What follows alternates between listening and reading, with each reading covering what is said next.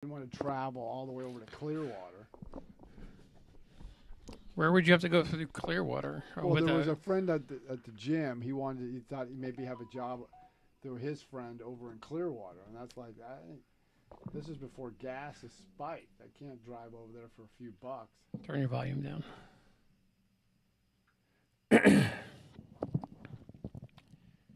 So, you good to go? Yeah, I'm good. Testing. Okay. Are you on TikTok yet? Yeah, I'm on TikTok. Haven't gone live yet. Go live. Okay. And then we'll count it off. Okay. It's go live. 1, 3, 2, 1, now. Hey, everybody. This is John at Ubaldi Reports, and we are the company that provides fact, not fiction, on global and international issues. And there's a lot to talk about through immigration, Ukraine, inflation. The energy executives were up on Capitol Hill being grilled by Democrats, so there's a lot to talk about. So we're ready to go live in a few seconds, and then we'll kick this thing off. No, are we live on TikTok right now? Yes. Okay. I just want to make sure. And we are live. So hold on for a moment. And we got a fan's choice, whatever that means. A what? Fan's choice. Tip for going live. Okay, but let's kick this off and let's go. Oh, we got a tip already? Yeah, well, let's go. All right. We're going to go. Oh, okay, wait, real quick. What are we talking about? Inflation? Inflation, immigration, Ukraine, Hunter Biden, a multitude of subjects. Our president's probably a war criminal as well. Yeah, Either one. Yeah, we go from there. All right. We're going to start recording in 3, 2, 1. Hey, everybody. This is John with Ubaldi Reports, the company that provides fact, not fiction, on global and international issues. And we have a lot to talk about today. But with me is a couple of individuals. Obviously, you know one of them, Big Bad Joe Bitts, who's a former combat Marine from Iraq. And we also have another individual that Joe will introduce. Go Big Joe. Okay, well, hold on. Let's go back to former. Is there ever a former Marine? You're always a Marine, right? No, it's former Marine. It's not ex-Marine. You're always it, but you're still a Marine. All right. Yeah, and we have Ray, who is a little bit lower on the age range. I would say he's political, but this dude's right. He's really, really right, though. Yeah, and his big thing is he's a big gun enthusiast. He owns his own company. He's a gunsmith, so he knows how to operate almost any weapon system out there, and he can explain a lot of things about gun issues, gun rights, the gun laws, and things like that. But I think also hearing his general knowledge of what he sees on his level, because I think, you see things differently because you're you're older, so you're more of you're thorough. You read pretty much the article front to back, where I'm the kind of guy that kind of reads the first couple paragraphs. If it's interesting, I'll read more. If it's not, I'll just kind of go to the next. Yeah. And this guy over here, he's kind of like, what does the headline say? If it catches me, I'll that's what I think is the truth. Well, yeah, and there's a lot to it. I mean, a lot of people get their information not through the traditional methods of the news organizations. They get it through Facebook, Twitter, Instagram. They get it through YouTube, more of the social media. So you got to get them a bite on that. And I think right now, because of the way the media is, people are not sure where to go. That's why I really started this, to provide fact, not fiction, on a lot of these global issues. And you've had another successful TikTok. I think you got maybe 3 so far that kind of hit that 3,500 mark. Yeah, almost the last 3 or 4 have hit the 3,500 mark. So yeah, for us, kind of hitting 500 on average for a couple months now, and all of a sudden, kind of like that. We're up into the averaging 3,000 per view, so we're moving along. But right now, there's a lot to talk about, and we're going to touch on some, maybe a little bit more than others, but there's a lot to talk about. So I guess let's just start on foreign affairs, because it seems like all the news seems to start with that. So okay. we're talking about Ukraine. So right now, Russian forces are moving out of the Kiev area, and they're going north into Belarus. But what they're finding is a lot of atrocities. Russians have killed a lot of civilians. They're finding mass graves. That's becoming a problem for NATO, but especially President Biden. Is what does he do to punish the Russians for doing that? Nobody's suspecting that we go in militarily, but does that ramp up the fast tracking of the Russian, former Russian MiG-29s that were in Poland, who wants to give them to the United States and Germany and transfer those to the Ukrainians who know how to fly those aircraft? So if you were a president of a powerful country and say you bomb a certain area that you thought that you thought that were enemies there, and you go ahead and bomb it, and it turns out it wasn't the enemy, would you find that problematic for that, that country, that president being of that country? Well, yes, but also you need more information than what you just provided. And okay, so our president, in Afghanistan bombed who we thought was a terrorist cell, turned out to be a family of 11 of some correct. sort. Now, on that case, the U.S. Central Command commander, General McKenzie, was asked that question. Mm-hmm. And he was like, did you have actionable intelligence on the ground? And he said no. Yeah. Now, we've been in Iraq, and I've been in both Iraq and Afghanistan, and the insurgents will hide in the midst of civilians. They will hide in mosques, use hospitals. So if you bomb the hospital, see, they're bombing the hospital. Mm-hmm. Now, in Russia's case, they're indiscriminately bombing hospitals and these areas, these civilian targets. We do our best to avoid them as best we can. Now, nothing's perfect. Have we bombed civilians? Yes, but nothing is perfect. It wasn't like we willfully went after and bombed civilians like the Russians are doing. Did Trump do that in his administration? Did he bomb civilians or any collateral? No, I don't think he had that type of collateral damage. Obama, yes. Obama, yes. Trump, no. Biden, yes. A lot of it when President Obama did it, he used drones. That's what I like to call the Democrat sandwich. But see, a lot of it is intelligence is only as good as what you've got. And a lot of times you have to make decisions in a split second, mm-hmm. a split moment. You've got a limited time. Like when President Trump killed Qasem Soleimani, yeah. He was leaving one area, and once he got into a more open area, and they only had minutes to make that decision, and they did, and they took him out and killed him. Was al-Baghdadi that one? He's the one that blew himself up, right? Yeah, I think he's the one that blew himself up when the U.S. Special Forces went into his compound. Yeah. So I have a question for you. Do you think that what Russia is doing to those innocent civilians is actually egging on the West? Because obviously the West, we don't like to see innocent civilian casualties. And I've seen some reports reporting that they're just rounding civilians up and shooting them and putting them into mass graves. Is he trying to get us into a fight? No, I don't think so. I think what Putin's doing, I can only look at his previous conflicts that he was involved in. Yeah. In Aleppo, in Syria, and in 1999 in Grozny, which is in Chechnya. And he did the same thing. He just surrounds the place, pounds it. He could care less about the citizenry. In this case, in Ukraine, I think the difference is the Russian troops were thought they were going to go in, kick butt, go all the way to Kiev, go all the way to the western part, take over the country, put their own leader in, and we call it a day. When they haven't, they took stiff resistance. And I don't have evidence to back this part up, but what they are doing is their soldiers could be so demoralized that they're just they're picking on the Ukrainian civilians just as retribution for what the Ukrainian troops did to them. And history is ripe for that. Prior history is ripe for that. You get emotions.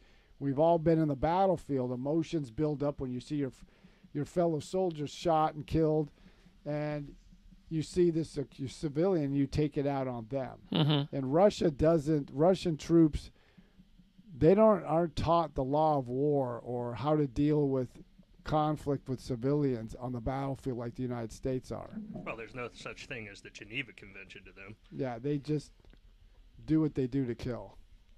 Yeah.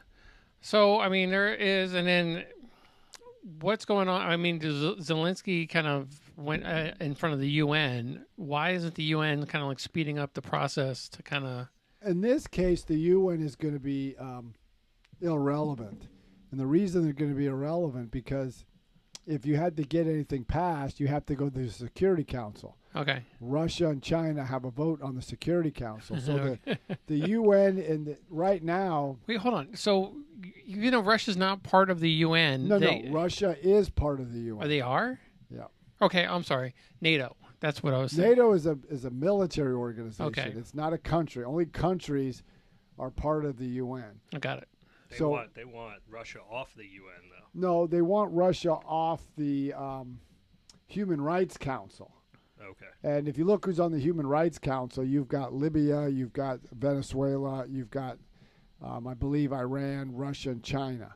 Now, to be kicked off that, you have to have 2/3 vote. And I just don't see that happening. So the UN is not relevant, but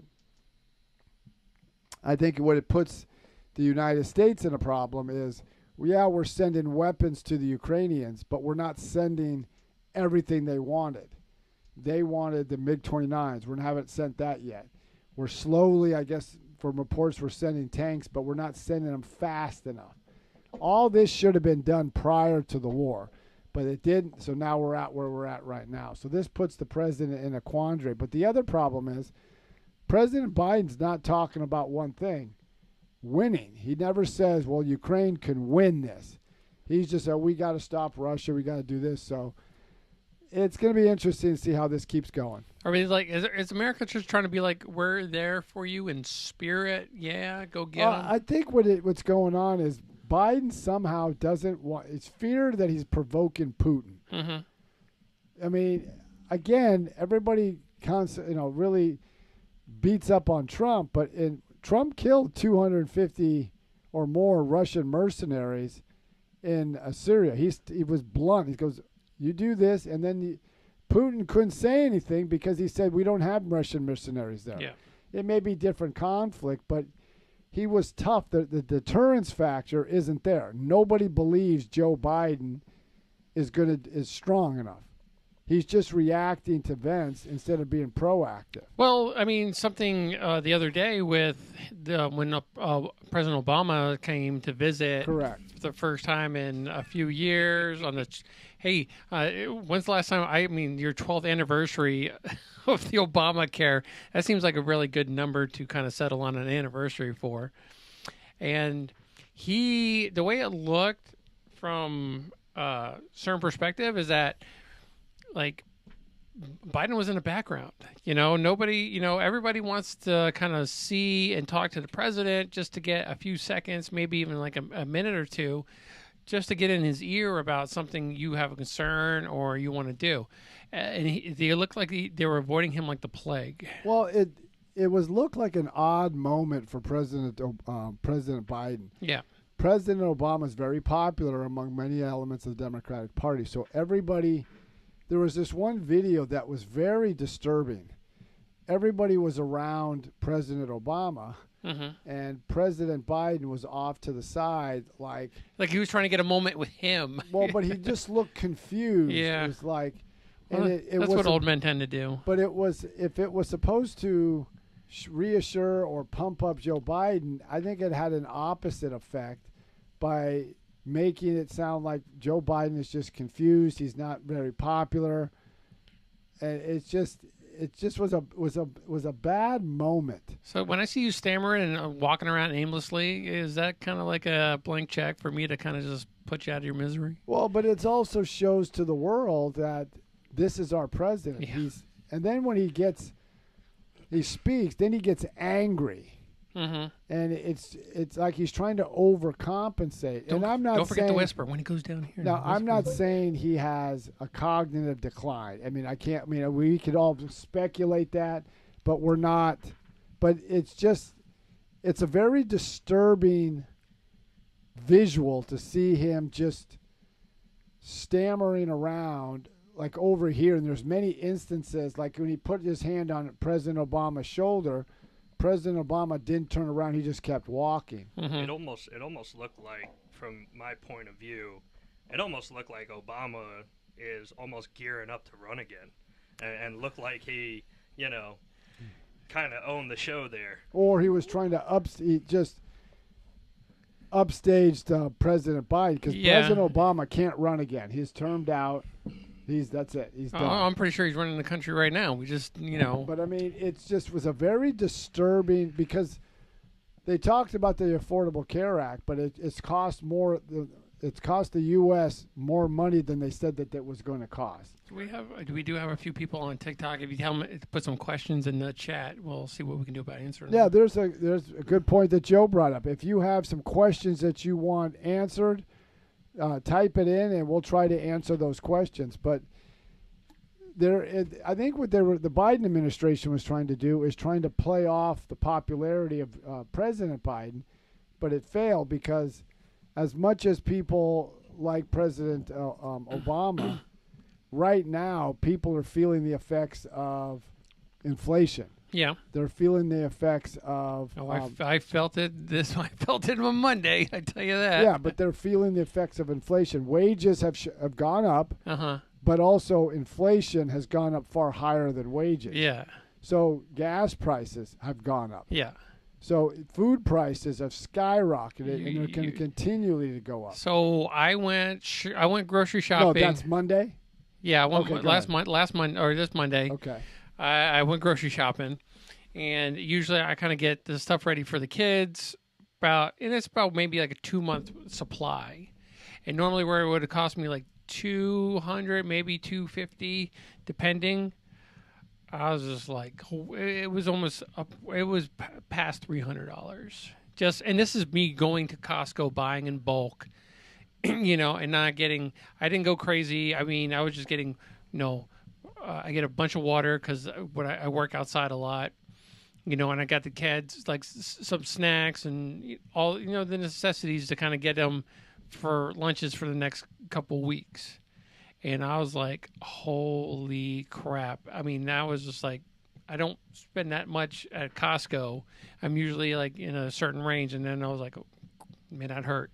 Then, that same day, went to Publix. And again, I was just like, oh, take another 100, add it to that 300 over there like that. And then I forgot to get 3 things. And I had to go pick up some medication. Okay. And then I had to go pick up some American cheese, heavy cream, and it was like like a red onion.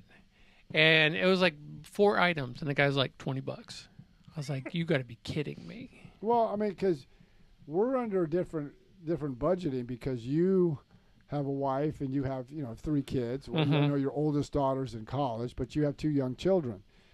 For me, it's just me. But every time I go to the grocery store, I get a lot of eggs because I eat the protein. But its egg shelf looks like it's always bare. Always. You go to the dairy section, it's bare. Yeah. And I've talked to people where I work at a local restaurant. They're struggling with higher rent, higher gas prices. And they talk about this. They talk about if they drive. Well, I got to watch where I drive because gas prices are so expensive. So now here's a question: Will Joe get ready for a chicken and egg shortage? And that's from Bald Eagle 256. I tend to disagree with that, and I'll tell you why. Why is that? Well, so with the eggs, I mean, it's questionable, but I mean, like there's chicken farms in this country like you've never seen before. I mean, even till like when there was like a virus or something that killed off like a few million, and the chicken shortage was very minimal. We are exporting chicken at an alarming rate. You know, because with me working with like PPE a little bit and pandemic and working with Okay. people in commodities and shipping and stuff like that, we are sending out, I mean, tons and tons and tons of chicken overseas. So if it did come to a shortage of any sort, we could just redirect. But I think the point is, if you have, like in Russia, because of the invasion of Ukraine by Russia, I think Ukraine is like the fourth largest or third largest exporter of wheat. Mm-hmm. When there's a disruption in one area, another area has to pick up the slack. Yeah. So I think that's where they get into some of these. But there is a bird flu problem that's caused part of that. Yeah. Then you have energy costs go up. So you can have all the chickens you want, but like when you have your your incubators for the chicken, the chicks or whatever, the hatchlings, that takes a lot of energy. So if your energy costs go up, your feed has gone up. Yeah. All these things go up, so that's going to add into the cost of chicken. So, you know, there could be a solution to the gas shortage that I was like thinking, because Ray a few shows ago mentioned red diesel. And I guess it's called red diesel because they put a red dye in it for some reason, right? And that's to. And it's the same as green diesel. It's just it's the same fuel, just different color to identify tax. why couldn't like the administration put a hold or like no tax, like take the tax off of like diesel? Because if they just maybe took the tax off diesel, where these trucks could not, okay, they could either one fill up on red diesel or two pay the same as they would for regular diesel.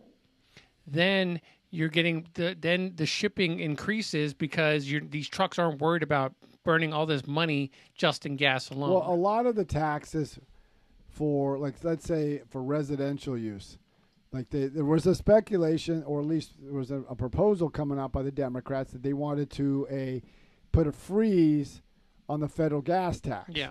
Well, that money goes to maintain the bridges, roads, and highways. Yeah. Once you cancel something, it's almost next to impossible to get it back. That's not the answer. Yeah. The answer is, now it's not going to be done overnight, is do like Operation Warp Speed when it came to the vaccines by the Trump administration. Okay. Do Operation Energy Independence, is ramp up energy independence in this country. Mm-hmm. That means also, and this is controversial for Biden, is fire all his appointees that are very climate prone driven.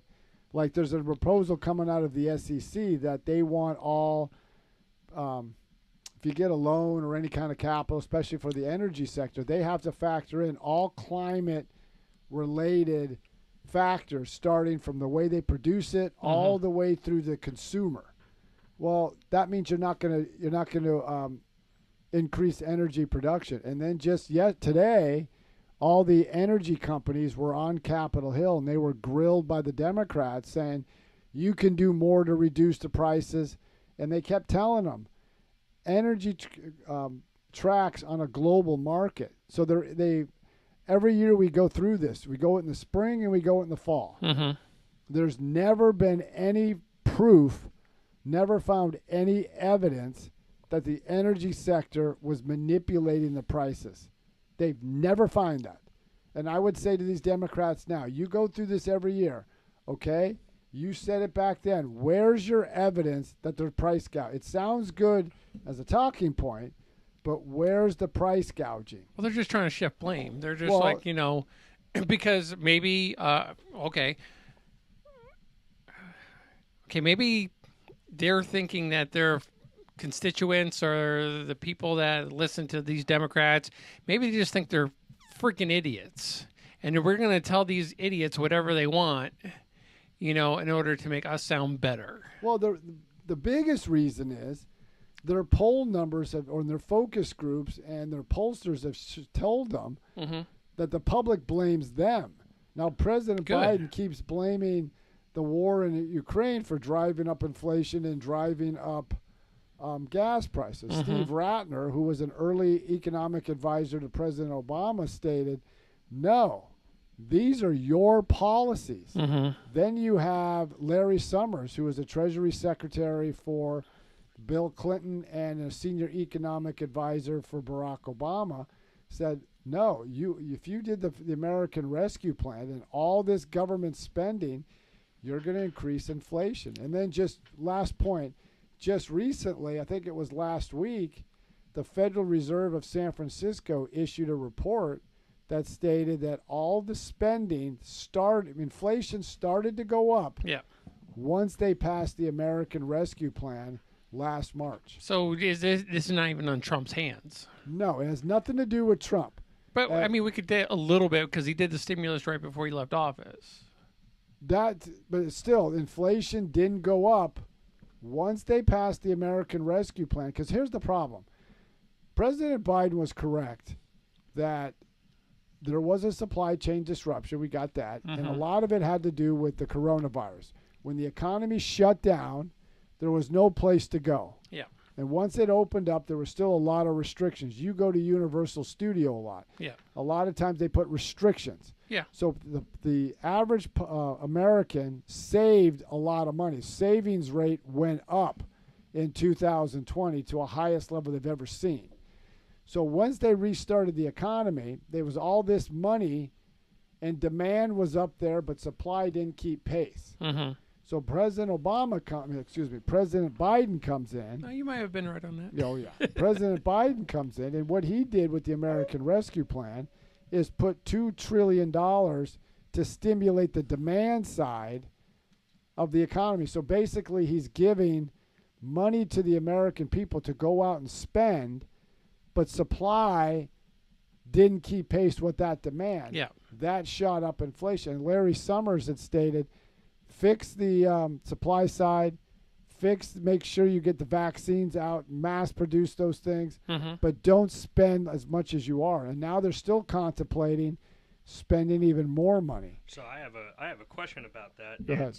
And I think I saw it out of California that they were trying to devise up a plan that would let the state hand out almost like gas cards to individuals.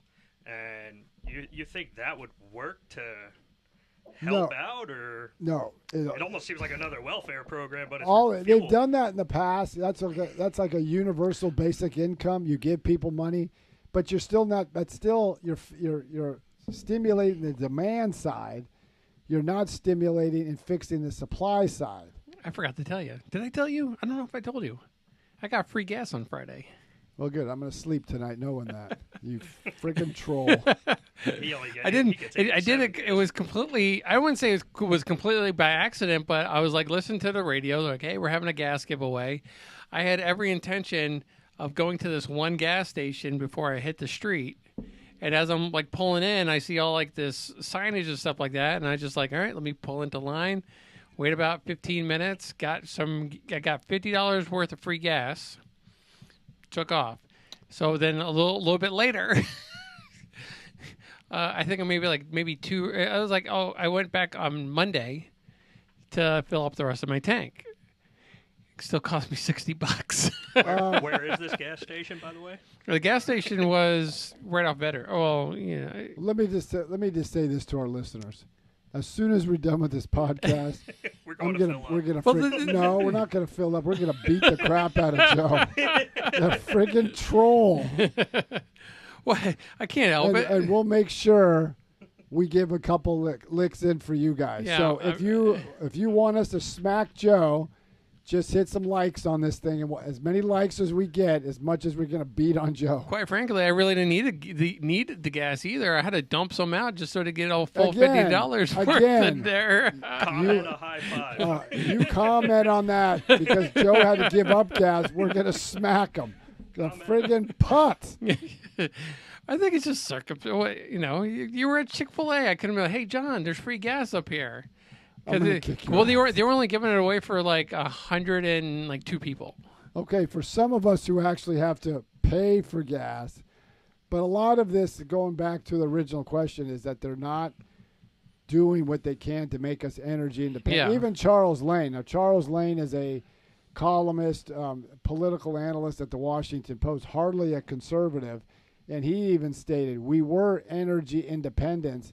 And what he said it a couple weeks ago in an interview that Americans have to come to grips with, are we going to be dependent on foreign sources like Venezuela, OPEC, Iran, Russia for energy needs when we can be energy independent here? And then at the same time, we need to really take a self-evaluation. I know Democrats want to go the new Green Deal and electrification of America with wind and solar, but right now we're not there. The infrastructure, all the elements to go into that are not there yet. And to be half of your vehicles by 2030, which is 8 years away, must be electric, it's just not going to work. So Yeah.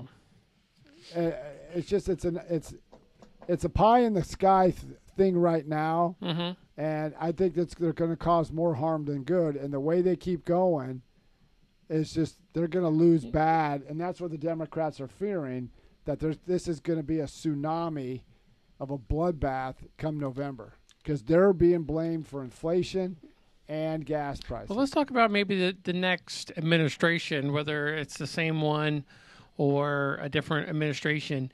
Is this kind of have like a slingshot, like a slingshot effect or a slinky effect, where it's going to catch up and then it's just going to, whatever happens to the next administration, you're going to have to bear the blunt of all this stuff going on right now?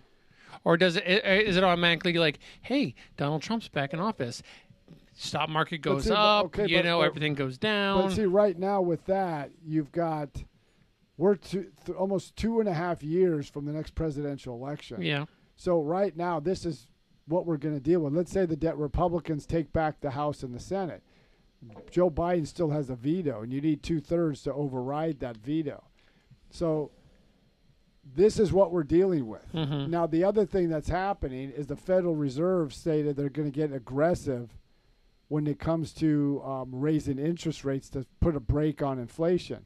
So historically, when they've done that, like when Paul Volcker did that in the late 70s, early 80s, he finally said, we've got to break the back of inflation. The way to do that is restrict the money supply out there in the economy. But what that did is tank the economy into a recession. Mm-hmm. But and then when we came out of it much stronger. But are we willing to go that direction? But if you don't do something drastic to stop inflation, it's like a brush fire that burns everything. So Ray came up with this. There's been a little going-ons around hearing this, but saying that if the red wave comes in and Congress turns to red, that we get our own speaker. So let's call Donald Trump, see if he wants to be Speaker of the House. No, can't do it. And why not? Because you have to be elected in the House of Representatives. You cannot be pulled out from the outside. So all these people are talking about on the radio and stuff like that. That's just BS. It's BS. It cannot be done. So if you have to be a member of the House of Representatives. So Donald Trump would have to be elected in November to the House of Representatives to become Speaker of the House of Representatives. Okay, so they can't just have any willy-nilly speaker. Okay. No. All right. I'm glad we put that one to rest, because I was about to ask you, the second question was, when's the last time that ever happened? What? Hasn't. Now, usually what they do is it's a rarity where somebody who's very junior in the House becomes Speaker. Yeah, like I would love to just walk in there as a freshman and be like, hey, I want to run. Usually they pick somebody that has some experience, who's been there a while, knows the ins and outs, knows the rules. Mm-hmm. They pick him for the speakership. Okay. We get McConnell again. Well, no, McConnell's for the Senate. McConnell's in the Senate. Oh, He's the Senate right, minority right. leader. I mean, we might get Getz. You think we're going to get No. If the Republicans take the House, it would be Kevin McCarthy. He's the minority leader in the House, so he'll probably be the Speaker. Okay. Unless the Republicans decide to choose someone totally different. But, okay, hold on. Going back, Getz was the one that was saying all this stuff. So is Getz an idiot? Well, he's either, I'm not going to go that direction, but is misinformed. You have to be a member of the Congress. You can't pull somebody from the outside to bring them in. Okay. So, John, how do they get a hold of us? They get a hold of us by going to ubaldireports@gmail.com. That's ubaldireports@gmail.com. When was the last time you checked that email? I got to check that. And I got to remember, guys, I work 60 hours a week. Yeah.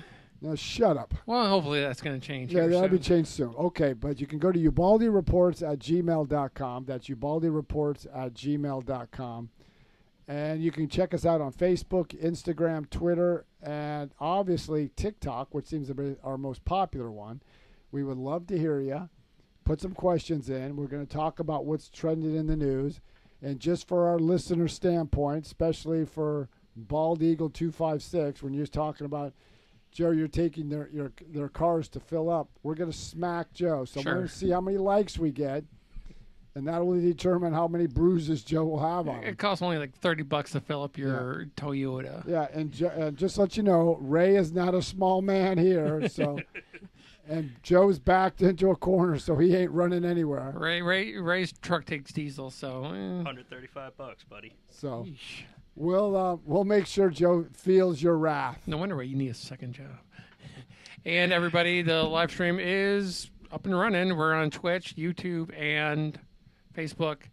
And Stitcher and Spotify. Well, no, that's where the podcast is. Okay, I'm sorry, that's our podcast association. But we're also gonna see what we can get on Twitter. Oh man, we forgot to talk about Twitter. Well, we'll get to that next time. Yeah, I'm pretty sure something pretty big is going to be happening within the next week about that too.